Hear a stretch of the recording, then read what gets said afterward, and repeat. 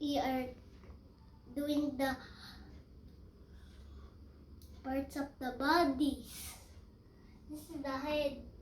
This is the ears. It helps me to hear songs.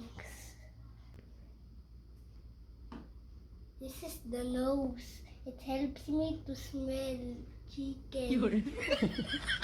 Next. This is the mouth. It helps me to chew. Okay. This is the hands.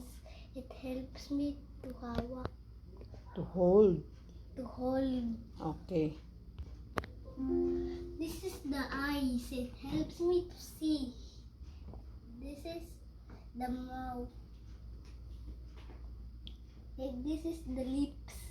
It helps me to kiss my mom. This is the arms. It helps me to hold the bag. This is the legs. It helps me to walk. This is the foot. It helps me to walk in a car. Okay. Thank you guys for watching. Bye!